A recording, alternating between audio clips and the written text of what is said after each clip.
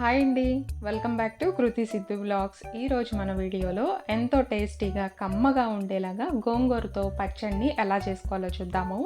ఈ పచ్చడి వేడి వేడి అన్నంలో తింటుంటే చాలా బాగుంటుందండి. ఒక్కసారి కనుక మనం చేసి పెట్టుకుంటే 1 మంత్ వరకు ఉంటుంది ఈ పచ్చడి. ఇది ఎలా చేయాలో ఒక్కసారి మనం వీడియోలోకి వెళ్ళి చూసేద్దాం. ముందుగా గోంగూరని ఇలా శుభ్రంగా ఒలిచేసేసుకొని ఇలా నీట్గా కడిగేసుకోవాలి. నేను చేసే ఈ పచ్చడికి ఒక 2 పెద్ద కట్టలు గోంగూర తీసుకున్నానండి.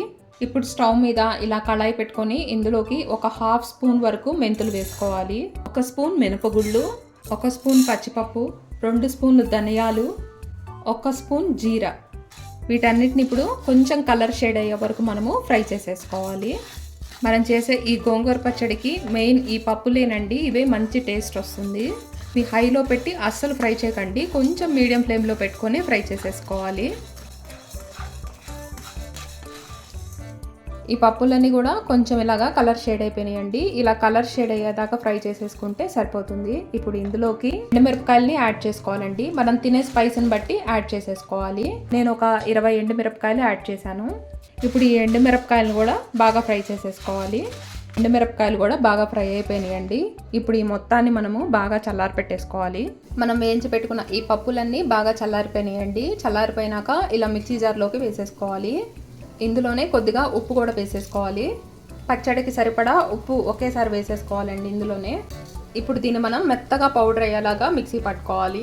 ఇంత మెత్తగా అవ్వాలి, ఇంత మెత్తగా అయ్యేలాగా మనం మిక్సీ పట్టుకుంటే సరిపోతుంది. ఇదే కళాయిలో ఒక 2 స్పూన్లు ఆయిల్ వేసుకోవాలండి. ఈ గోంగూర పచ్చడికి కొంచెం ఆయిల్ ఎక్కువే పడుతుంది. ఆయిల్ కొంచెం హీట్ అయినాక ఇందులోకి కట్ చేసి పెట్టుకున్న ఉల్లిపాయ ముక్కలు వేసుకోవాలి.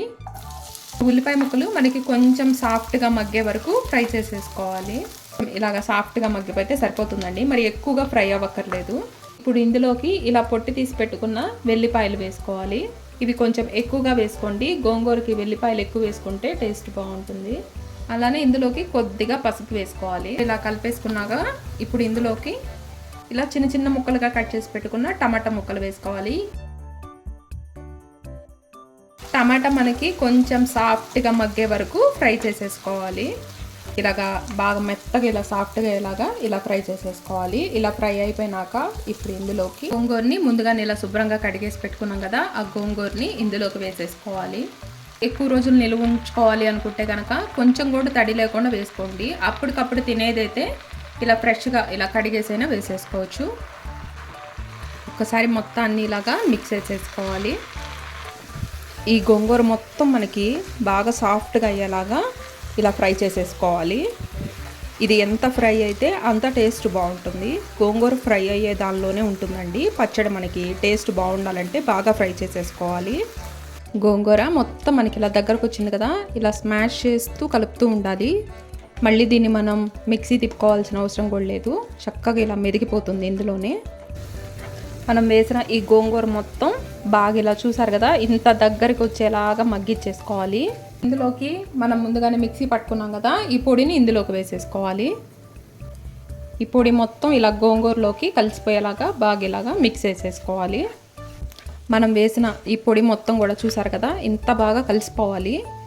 ఇప్పుడు మనం వేసిన ఆయిల్ కూడా లైట్గా ఇలా వదులుతుంది కదా, ఇలా వచ్చేదాకా ఫ్రై చేసేసుకుంటే ఇంకా సరిపోతుందండి. ఇప్పుడు ఈ పచ్చడిలోకి ఇప్పుడు మనము తాలింపు పెట్టేసుకోవాలి. 1 స్పూన్ అంతా ఆయిల్ వేసేసుకోవాలి. హీట్ అయినాక ఇందులోకి ఆవాలు, జీలకర్ర, మినపప్పు వేసుకొని ఇలా తాలింపు పెట్టేసుకోవాలి. కొద్దిగా ఇంగు వేసుకోవాలి, కొంచెం కరివేపాకు. తాలింపుని పచ్చడిలోకి వేసేసుకోవాలి. ఫైనల్గా గోంగూర పచ్చడి రెడీ అయిపోయిందండి. మీరు కూడా ఒక్కసారి ఇలాగా ట్రై చేసి చూడండి, టేస్ట్ మాత్రం చాలా బాగుంటుంది. ప్లీజ్ లైక్ చేయండి, లైక్ చేయడం మాత్రం మర్చిపోకండి.